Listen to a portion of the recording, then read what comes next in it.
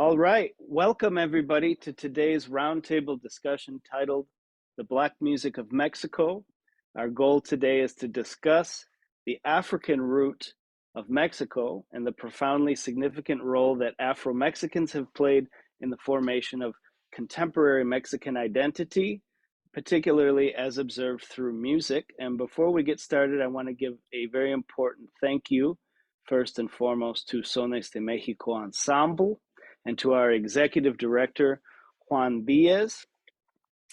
We would also, on behalf of Sones de Mexico Ensemble, we would like to thank the Accelerator Fund, Latinos Progresando, and the Greater Auburn Gresham Development Corporation, who have provided some support for our recent series of performances and discussions that are focused on Afro-Mexican music.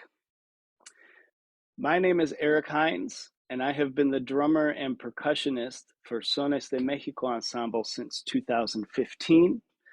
And prior to joining Sones de Mexico Ensemble, I have done research on Afro-Cuban music and a variety of styles of music of the African diaspora in the Caribbean and Latin America. I got together with Juan about 2 years ago because I was getting more interested in the African presence in Mexican folk music. And I had observed that there seemed to be a dearth in knowledge and emphasis on the significance of the African influence in Mexican folk music, and certainly as well in the collective Mexican identity. So I got together with Juan and I said, hey, been reading and learning about this. Wouldn't it be a good idea if perhaps we consider doing some programming with Sones de Mexico Ensemble that focuses specifically on Afro-Mexican music and the contributions that Afro-Mexicans and the African diaspora have made on Mexican music. So here we are today, and I'm very happy and grateful that Juan has asked me to moderate this discussion. And joining us today, we have two very distinguished panelists. So first off, I would like to introduce Dr. Fernando Nava. Dr. Nava is from León, Guanajuato. He's a prominent linguist and anthropologist affiliated with the UNAM in Mexico City, and his specialization lies in the indigenous languages and musicology of Mexico, with a particular emphasis on the Purépecha language and traditional Mexican music. His article, A Black Muskogee Religious Chant, delves into the music of the Muskogee, or the Black Seminoles, who migrated to the Mexican state of Coahuila in the 19th century. So welcome, Dr. Nava. Also joining us is Cesareo Moreno. Cesareo serves as Chief Curator and Visual Arts Director at the National Museum of Mexican Art. And in 2006, he co-curated the African Presence in Mexico from Yanga to the Present. And he also co-authored this book right here, which is the companion book for the exhibit, The African Presence in Mexico. When I first brought this topic to Juan and we started discussing this idea, he said, Eric, there was an exhibit on this back in 2006 at the museum. And he lent me a copy of this book, which was just wonderful. I devoured it and really became fascinated with Cesareo's research. And I'm particularly excited to have Cesareo along with Dr. Nava. And to start our conversation today, I'm going to turn it over to Cesareo, who's going to tell us in the next 10 minutes about the history of the African presence in Mexico and the current Afro-Mexican identity in contemporary Mexico. Thank you, Eric. Everybody can hear me okay? All right. So let's see, I'm going to share my screen, I guess. Is this, yep. Good. All right. So I always like to start these talks with maps because it really puts a lot of things into perspective when you look at this map. So as you can see in yellow there, we've got the island of Hispaniola, which is the current day Haiti and DR island. I'm going to use my little mouse here. You can see it, right? 1493 on Columbus's second voyage to this side of the world is when he brought with him the first enslaved Africans. By 1503, and I got that year down here, the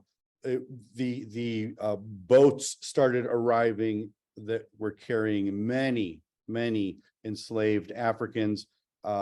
I'm not going to go into too many of the details there, but just know that it was financial, of course, like so many things that happened that that shouldn't.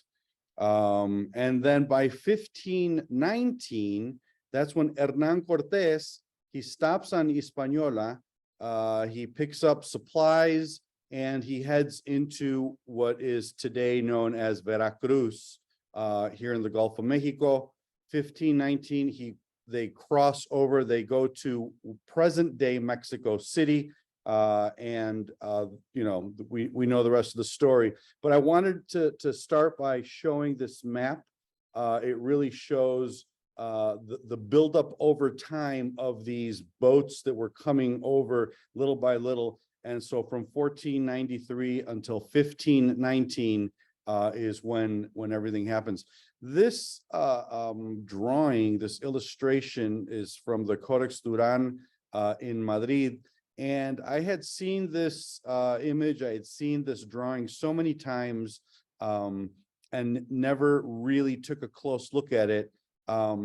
As you can see, there's a gentleman here in the middle, in between Hernan Cortés and the rest of the Spaniards.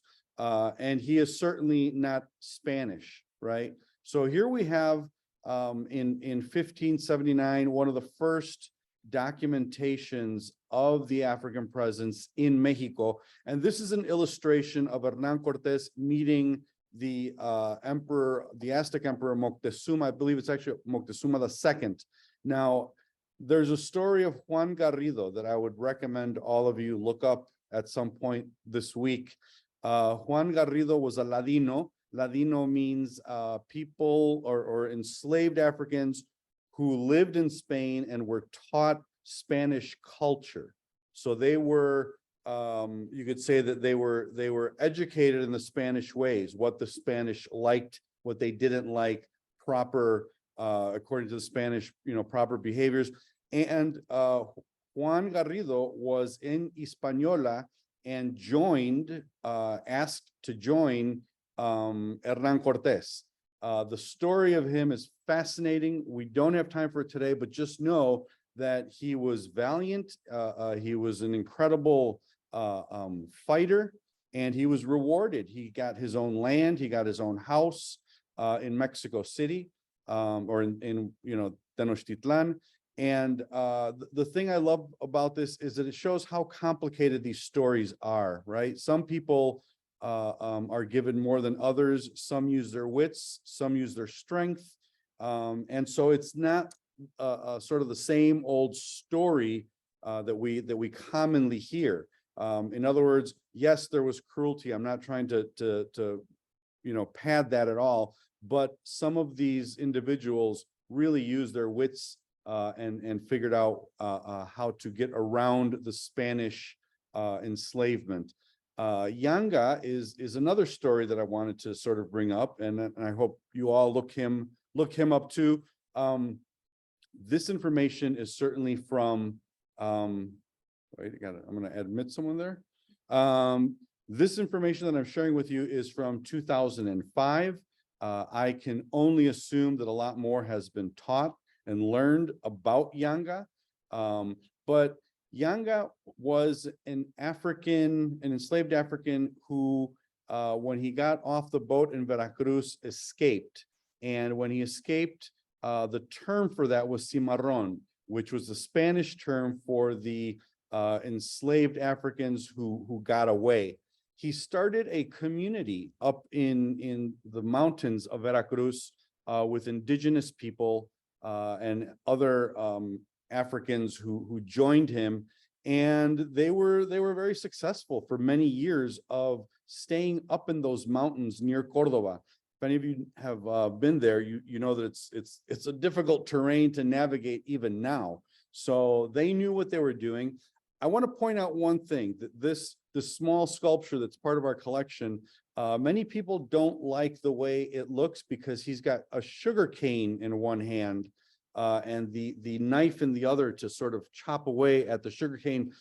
He was never a person who worked in the sugar cane. And so there was a big debate in Mexico about how he should be depicted. He should not have sugarcane in his hand. He should, and you will see here, right? Whoa. Okay, it's not letting me go to the next. There we go. This is a palenque. A palenque is a community where the cimarrones would live. And you can see they have different houses, different spaces for different things. They had a little a room that was for prayer and sacredness, and then they had other rooms that were for different kinds of work. This is a painting of San Lorenzo de los Negros, and you can see here in this painting, he has a scroll in one hand and broken chains in the other. No sugar cane. It sounds silly, but it's actually very important. In the town of Yanga today, the town is named after him. This is the escudo, the sort of the town symbol.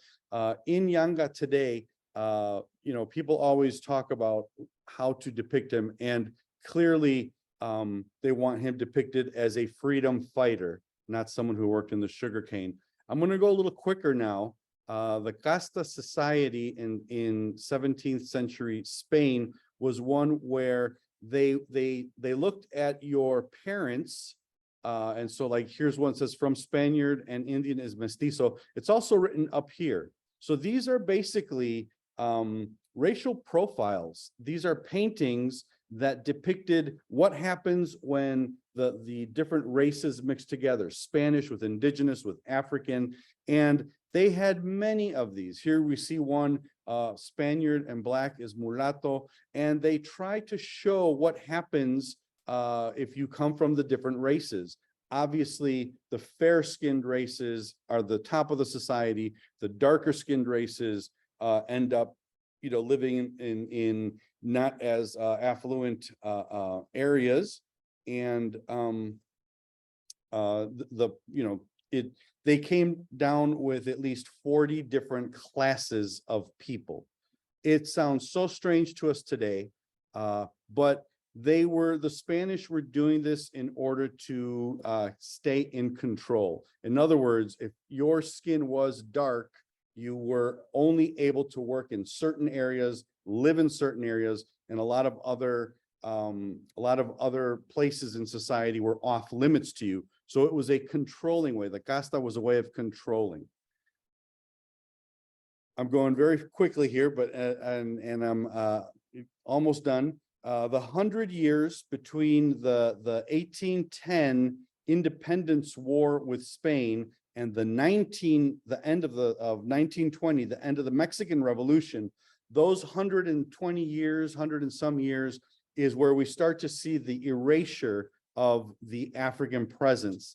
Two of Mexico's greatest heroes from the independence war is Jose Maria Morelos and Vicente Guerrero. Both of them were of African descent. They had African family members, and Vicente Guerrero became Mexico's third president after they got rid of the Spanish. So after they won the Spanish War of Independence, Guerrero was the third president. And what do you think he got rid of immediately? He got rid of slavery, and he got rid of the caste system. In other words, after 300 years, this is very key, after 300 years of living in Mexico, he said we should no longer be counting who is African, who is indigenous, who is mulatto, who is mestizo. We're all Mexicanos. We've been here for 300 years intermixing our culture, our race.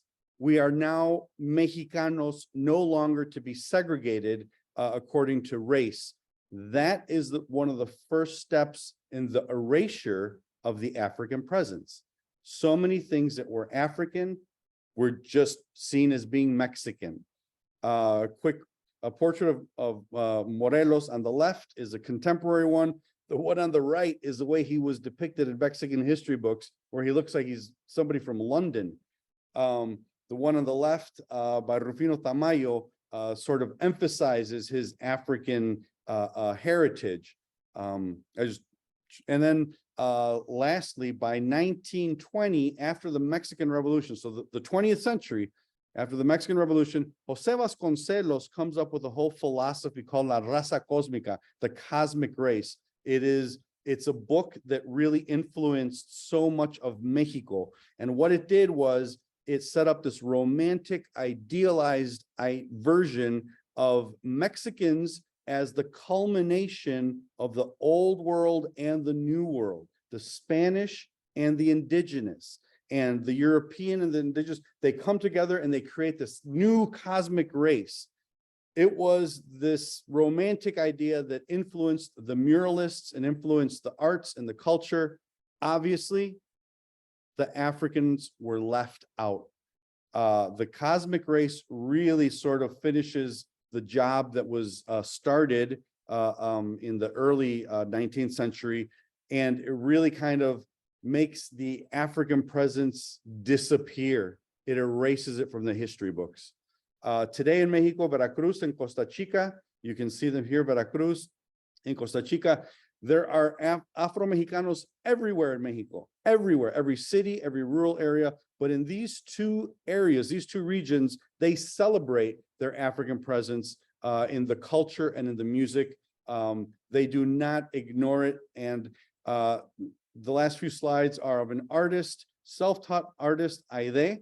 Aide likes to illustrate or paint her culture. And when I was down there in recently in 2018, I wanted to see what is the difference in the Day of the Dead celebration in this region. In other words, what do they do in the Costa Chica that has an African influence that is not present in other parts of Mexico? If you see if you see these dancers, that's what it is. It's the Danza de los Diablos that is unique in this area. It is clearly an African influence during Day of the Dead. So the altars, such as the one that she paints here, the altars are the same in all of Guerrero and all of Oaxaca. Here's an older photograph from the 1980s of the Danza de los Diablos. These are the Diablos. They make their own masks. They use horse hair. They go and they cut the tails of the horse hair. They have antlers up here, and they make them of leather or some kind of a skin. And the dance that they do is very unique to that region. Here you can see regular, not regular, but this is the Day of the Dead celebration that they do everywhere. If I showed somebody these photos, you wouldn't know if that was Oaxaca, Guerrero, Michoacan. It doesn't stand out. What does stand out is the tradition at the cemetery. They go to the cemetery on the Day of the Dead, and then the Diablos all gather there. They wake the spirits, they dance in the cemetery, and then they dance out of the cemetery throughout the town. And they go from house to house to house doing this dance, this music. And that is the African presence in the Day of the Dead celebrations in Costa Chica. Thank you. Sorry, I think I went over 10 minutes there.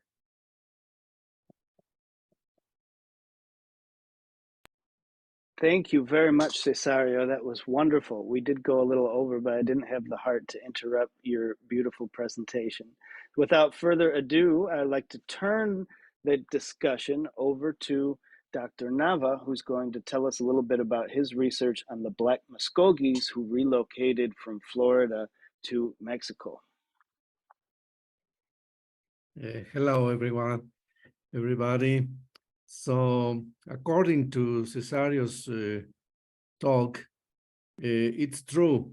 I was making field work in Oaxaca with the Amuzgo Indians. So they also have the Diablos dance with all the mask Cesareo told to us, with the ankles, with the horse hair.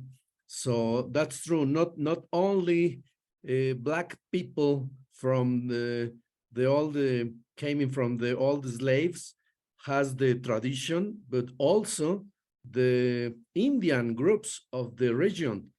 I know for Amuzgos, an Indian group, I know it from Mixtecos. So it's a big area, not just with the slave descendants, Afro-Mexicans, not just them, also the Indian groups that lives there has the tradition, make up the Diablos dance too. But the most important thing I hope to bring to you is from another time and from another space. As Eric told at the beginning of the program, I will speak a little about the Negro Muskogos from the north of Mexico. Is a special present of Black people in our country, because too many Mexicans doesn't know about that point, that town of Negro people at the north of the country. As Cesareo told us, the main concentration today from descendants from the slaves is Veracruz, Oaxaca, Guerrero. But at the center of the country, in the area where my mother was born, in Guanajuato, there's a little town called Cañada de Negros. So it's an old name from an old hacienda. Today, the people is like every Mexican from the center of the country, not black at all, but the name of the place is very interesting to go further an investigation. Cañada de Negros. Well, at the north of the country, making a line with the United States, the state of Coahuila, the story, as Eric told us, began at the ending of the 18th century and ends with the middle of the 19th century with Kickapoo Indians, Seminole Indians get in the country with black people. So for me, the researching was about one song they have. So the discussion is if the song is in English or is in Creole language, with, we suppose, the Negro Mascogos used in the past. In the present, Negro Mascogos not yet use their African or the Creole language, not yet. I was there, I was joking with the people in a small store, tell them, well, if you want, you can learn to speak Swahili. Why not? It's one of the African languages. So I start to tell them some of the Swahili words I kept in my head, joking, because in the present, they don't have not yet used an African language or the Creole language from the period they live with another Indians from the Florida region, the south of the Carolina, and Alabama, in the Alabama state, northeast of Texas, and the Oklahoma. There was the place where they start traveling to Mexico, going out from the campaign of extermination,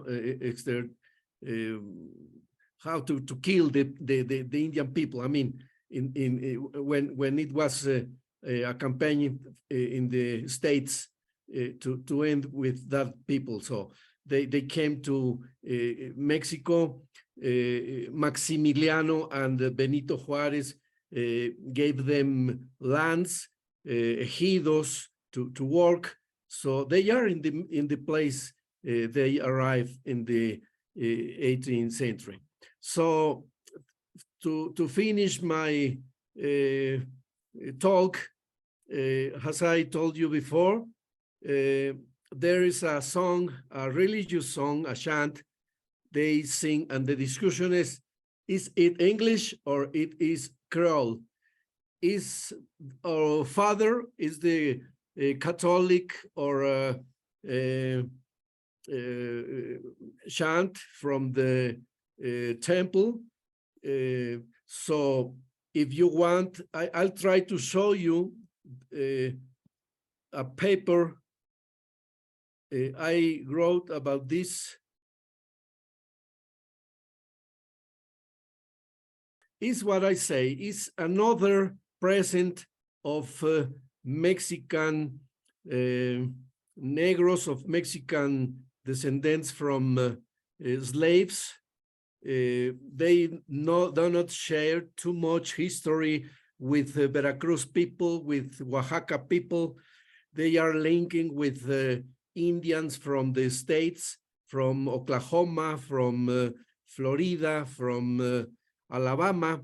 So they are proud to be what they are now. So that's what I told you. I hope it is good for the program. Wonderful information. Thank you so much, Dr. Nava. I'm going to jump on here for about 10 minutes now, and I'm going to try and steer us towards musical examples. Sones de Mexico Ensemble is a music ensemble, and so we are examining the presence, the African presence of Mexico through the lens of music. And we've had a wonderful history from Cesareo, and I hope we all understand now that from the very beginnings of colonialism, there have been three major roots to the tree that is the Mexican identity. And much discussion and emphasis is often placed on, of course, the Iberian influence in Mexico and the indigenous influence on the contemporary Mexican identity and where that can be seen in much of the culture. But the African root is the one that has been left out for political reasons, as Dr. Cesareo pointed out. And as Dr. Nava pointed out, we also have Afro-Mexican cultures who have a different lineage from that story, that have migrated or been transplanted to Mexico from other regions, such as the United States, or such as other parts of the African diaspora in the Caribbean, in South America. It's not, so this issue becomes complex. And when we look at music, the two regions, as were pointed out by Cesareo, that today maintain the strongest connection to their Afro-Mexican identity are on the west coast of Mexico, near the Costa Chica, that is in between the states of Oaxaca and Guerrero, and also in Veracruz on the east coast of Mexico. And that's because perhaps Veracruz was the biggest port in Mexico, which connected it to all of the other parts of the Caribbean and New Orleans, and it was open to a lot of exchange. So those two regions were able to hold on to, maintain, and celebrate their Afro-Mexican identity, where that Afro-Mexican pride and identity has been downplayed and absorbed into the collective fiber of the rest of the country. But it is important to recognize that it is there in all aspects of Mexican culture. Now, let's take a look at some music. I'm going to share my screen with you because I would like for you to hear and see at least a little bit of some of the styles of music from the regions that we've been discussing. So Cesareo mentioned the La Danza de los Diablos. Let's take a look and a listen. El mundo que los negros de la región Do we de la have audio costa now? sentimos emocionados, contentos, porque pues no nada más se va a dar a conocer Santiago Llano Grande, se va a dar a conocer toda esa tercera raíz que nos han marginado durante mucho tiempo, y la verdad que hoy es la mejor oportunidad en esta fiesta de Oaxaca poder demostrarle a todo el mundo que los negros de la región de la Costa Chica de nuestro estado también tenemos nuestras costumbres, nuestras tradiciones, y una de ellas es nuestra danza de los diablos. Now I'm going to skip ahead just so you can see a demonstration on some of the instruments that are inarguably connected to the African diaspora. Pues andamos ahí en el campo, que hallamos un burro muerto, un caballo, y ya la limpiamos y la secamos y ya la estamos dejando lista para que saque el sonido, y pues ya saca el sonido como tipo güiro, pues.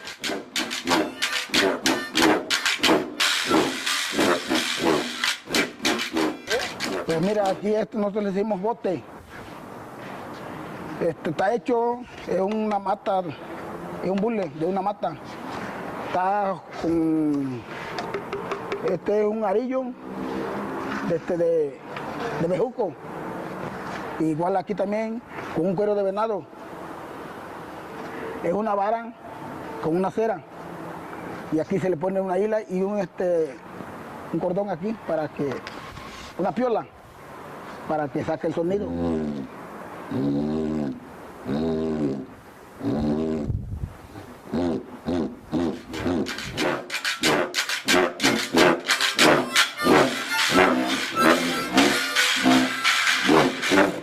De hecho, la danza de los diablos. So there you have a style of music from the Costa Chica that is absolutely 100% identified with Afro-Mexican identity and belongs to that. And the instruments that are being presented have inarguable African roots. You have the jawbone of a donkey, which is found in regions throughout the Caribbean and South America, in Peru, in Cuba, who have strong African presence, and it is also embraced in Mexico and many different styles of regional folkloric music. And then you have that friction drum, the bote del diablo, which is also an instrument with its origins in Africa. In Africa, that instrument is called a lion's roar, and it's used to lure lions by hunters. When friction is placed on a stick or a rope, it creates a vibration in the drum head so that you hear that sound. Now let's shoot over to the east coast of Mexico and hear a little bit of that Afro-Mexican music from Veracruz.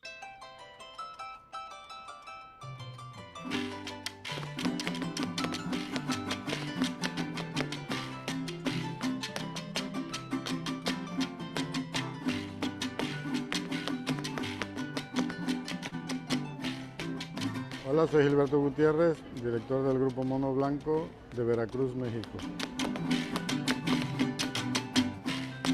Para que ya no dude de mi pasión, toma un cuchillo y abre mi corazón. Para que ya no dude, cielito lindo de mi pasión, toma un cuchillo y abre mi corazón. Yeah, and I would love to listen to more styles and let this play longer, but we do have to keep on a tight schedule here. So, but I did think it was important that we at least saw and heard some of those before we continued with the presentation. So the point I'm trying to focus on is that you have very obvious representations of African culture in Mexico, and many of them didn't necessarily originate in Mexico. They could have been brought there. So those are sometimes transplanted influences. And then you have Afro-Mexican contributions to the general soundscape of Mexico. And you have to look a little bit deeper to see those traits and characteristics. And I would like to point out one of those characteristics that we can perhaps all understand together that is absolutely contributed from the African diaspora. So this is Afro-Mexican rhythm class. We're going to go over to the drum set for a second, and I need your participation. I'm going to give you a pulse on the bass drum, and I want you to tap your foot with this. Now, as you tap your foot, we're going to clap our hands to divide that pulse into what we call subdivisions. A simple way to divide this pulse. Now, tap this with your foot and clap this with your hands. 1, 2, 1, 2, 1, 2, 1, 2, 1, 2, 1, 2. I'm dividing each pulse into two smaller portions. We call that subdividing. And in academic terms, that's called a simple subdivision of the beat.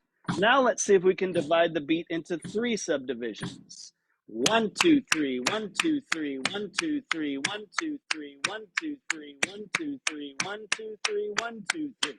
That's called a compound subdivision of the beat.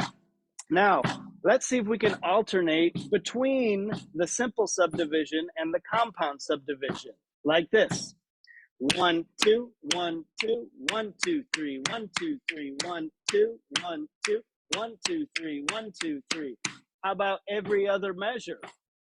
And 1, 2, 1, 2, 3, 1, 2, 1, 2, 3, 1, 2, 1, 2, 3, 1, 2, 1, 2, 3. Start to sound familiar? That's the backbone of a lot of mariachi music and a lot of folkloric music from throughout Mexico. Now we can take this even a step further, and instead of alternating the subdivisions, we can play both subdivisions at the same time. So you put your right hand on your right knee and your left hand on your left knee. And I'm going to play the compound subdivision with my right hand and the simple subdivision with my left hand. Now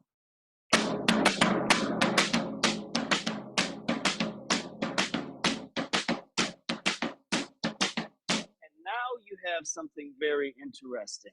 What you have is what we would call in academia a duality of meter. You have simple and compound existing simultaneously, and that creates polyrhythm. That creates syncopation. And that you will not find in pre-colonial European music, and you will not find that in indigenous music from the Americas. You will find that in African music, going back to ancient African music. That is absolutely an African contribution to Mexican music. And you can find it in the vast majority of styles of folkloric music and popular music in Mexico. It is the most important rhythmic skeleton upon which songs are created. You can hear it in mariachi music. What's the unofficial second national anthem of Mexico called? La Negra, right?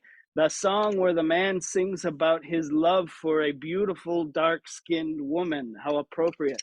And the underlay of La Negra and a lot of other mariachi songs is what we just played. And in Mexico, by the way, we refer to this concept as sesqueltera, okay? A 2 against 3. And you have organization in mariachi often that sounds like this.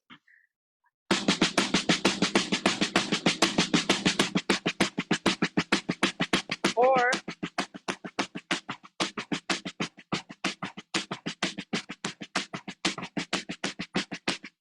that's just that alternation between the simple and the compound subdivision that we just did. That's that Afro-Mexican contribution.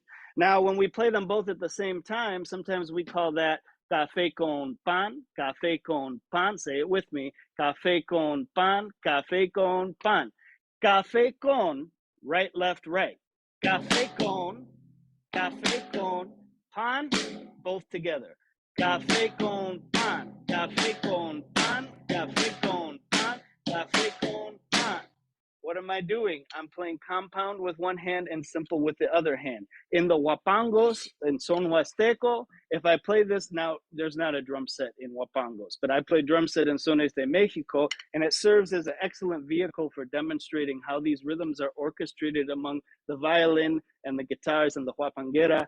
And in the left hand, on the drums, I might put the simple subdivision, and in the bass drum, the compound subdivision.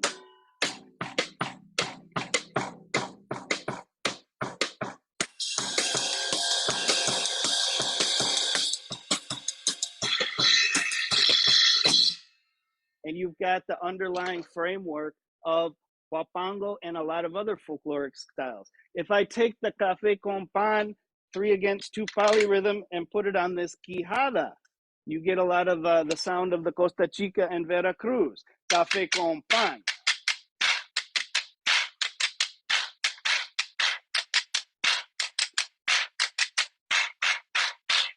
There it is once again.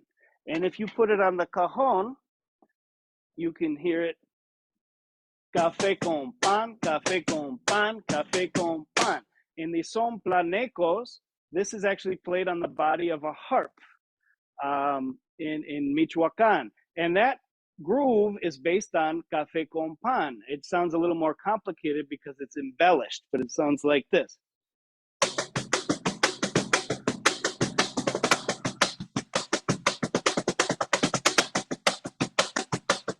Café con pan, café con pan, once again. And that is what I am emphasizing as being an Afro-Mexican contribution to the collective Mexican culture. Now I'm going to change gears and I want to invite my fellow panelists to discuss a topic. So we have African elements that have been transplanted to Mexico. Those are the ones that are easy to recognize.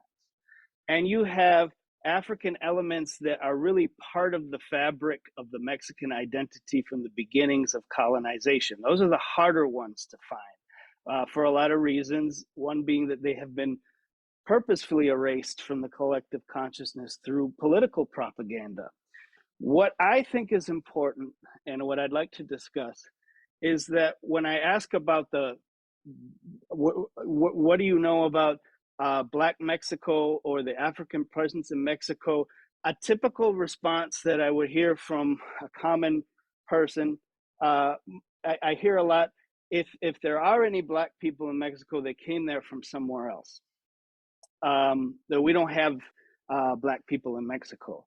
So that's obviously not true, but if we focus on African influences in Mexican music that has been transplanted, and that is our example that we give as an example of Afro-Mexican presence in Mexican culture and Mexican music, we have to be careful, in my opinion, that we don't reinforce that common misconception that anything African in Mexico was brought there from somewhere else. Of course, there were African things brought to Mexico from somewhere else, but we're denying the existence of a Mexican root in the very fabric of the culture if we continue to fuel that narrative by only providing obvious examples like instruments, the marimba, the marimbol.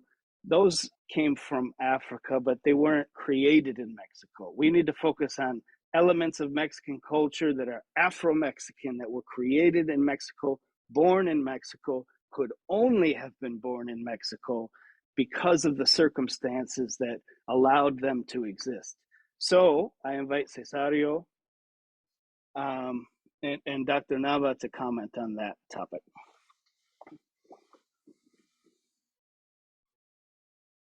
Thank you, Eric. That was wonderful, by the way. That was a great explanation and demonstration. Thank you for that. Fernando, would you want to go first? Yes, Cesareo. No, the same for me. Eric, it was a great illustration, a very good fundamentals about the African music present in our country. And I like to add the bulle, we heard the again, is not only in the hands of the Afro-Mexicans. The Nahuas, the people that speaks Nahuatl in the coast of Michoacan, has dances where they get that instrument with the violin or with guitars. So the influence, what I'm trying to say from since my first talk in this program is the influence is more deeper than we can think, because the Indian groups living today has incorporated instruments, dances from African origin, we know, but now they are Mexican. They are part of the Indian history, not just the descendants in right line from the slaves. No, not yet. They are now. So also, I think in the some of the ways the rhymes came out from rivalizing, yeah, with improvising, with I saw in the Costa Chica old woman talking with the rhymes all the time, a long time. So it is, yes, it has an Spaniard part, but also goes with some of the African practices of to talk, to take the time to talk. I mean, with the improvisation and not just talking flat speak. No.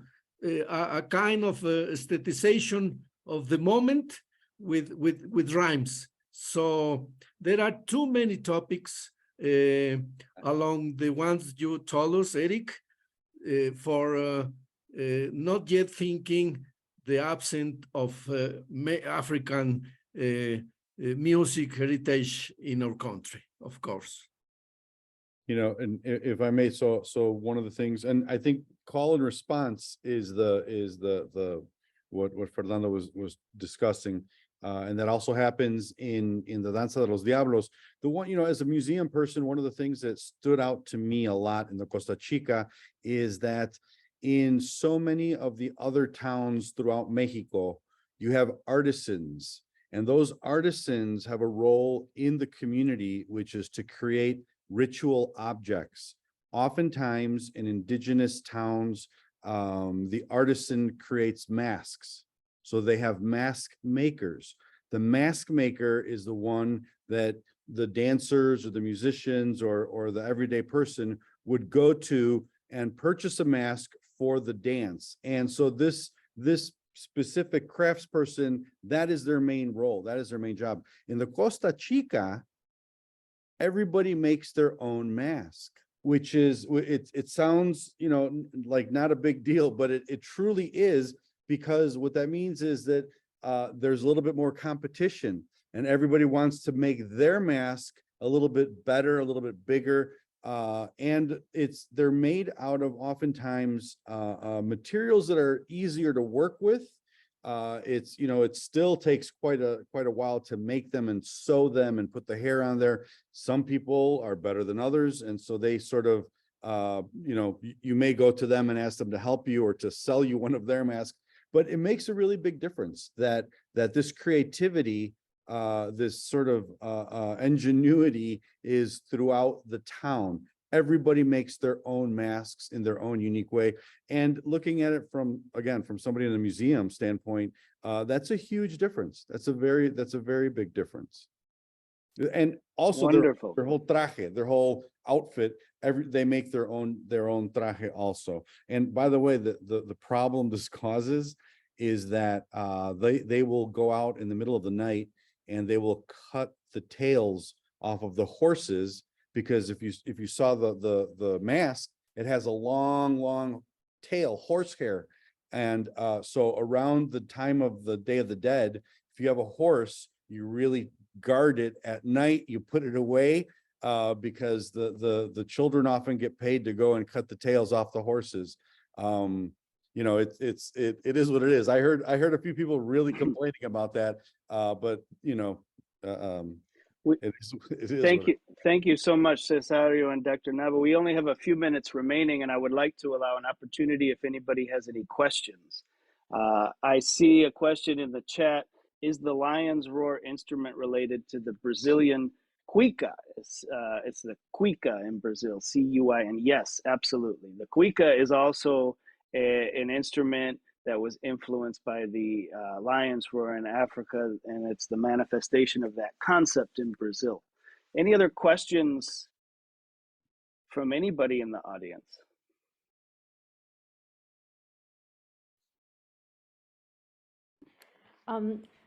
Hi, this is Juanita Ulloa. Thank you, all three of you. Hi, Juanita. Hola, ¿qué tal? I just, first of all, thank you. You guys are amazing. I'm just blown away. I love this topic. And I wanted to ask about more ranchera songs, and because it's more prominent in certain songs than others. I'm excluding boleros or, you know, obvious things that are different. But if you could name some more, I would love to build on this when I'm helping other people, and I want to deepen my knowledge. Of course, what I'm getting is that the whole concept of clave is very foundational in all of it. But I would just love for you to give me a little bit more there, and so I can keep learning. Cesareo and Dr. Nava, do you have anything to say about? Yes. I can't. Let me tell you something. There are also instrumental music, not just songs, You can hear some of the music from the brass band from Oaxaca, from the west side of Mexico. Instrumental music also has the alternation 3-2-3-2 we heard with Eric. So you can look for, I mean, YouTube, some like this, música de banda music from Oaxaca, so there are too many pieces with that alternation, not just songs, also instrumental music. Is there a ranchera showpiece, like whether it's instrumental or vocal, that where this could be highlighted in the middle of a concert? That would be so cool. I'm just curious. I don't know the answer to that question. Does it, Juan, do you know of any? Most of the rancheras I know are based on waltzes and polkas, mazurkas, schottisches, which are Central European rhythms, not the Sesquialtera or. So so mostly the African influences in this son, in Mexican son. Got it. The son, and then a little bit less or so the huapango. Oh, Yeah, huapango is that would be a type of son. okay. Son Huasteco. Yeah, Okay. and huapango was one of the styles that I mentioned that I was exemplifying the rhythms of the huapango on the drum set as containing that sesquialtera, that polyrhythmic infrastructure. Yeah. All right. It is 7:31, so unfortunately we are out of time, but I want to thank everyone for being here. And if you do have more questions or would like to get more information about this topic, please reach out to myself or Juan Diaz or any of the members of Sones de Mexico for that matter. My email address is eric@sonesdemexico.com, and I'd be happy to send you more resources, reading materials, video links, or answer any questions that we didn't have time to get to today, or if I don't have the answers, point you in the direction of somebody who will be able to help you. Please join me in thanking our panelists, Cesareo Moreno, thank you very much, and Dr. Fernando Nava. Thank you all for being here. This is a wonderful turnout. And thank you very much, Eric. And Sones de Mexico. Thank you. Thank you so much. It's my pleasure to host this. I thank Juan again for the opportunity to represent Sones de Mexico Ensemble on this important topic. And I hope that you learned a little bit more than you knew before, and that you're inspired to continue your research, because this is a very complex topic. It's very, there's a lot more that we didn't have time to get to today. And I hope that this conversation has inspired the need for future conversations that we can facilitate and get into this topic more in depth. And that's all. Juan has posted in the chat, let's continue this conversation on, and then there's a link to Sones de Mexico's Facebook page. So please check that out, and you can keep tabs on everything that Sones de Mexico is up to through our Facebook and website. And again, I'm eric@sonesdemexico.com. Juan is juan@sonesdemexico.com. I think we could do a retreat for a week and get into this topic and still have more to talk about. In Oaxaca, please. Sounds great. Okay. Thanks, everybody. Good night. Bye. Thank you. Good night. Good night. Good night, everyone. Buenas noches. Buenas, Gracias. muchas gracias.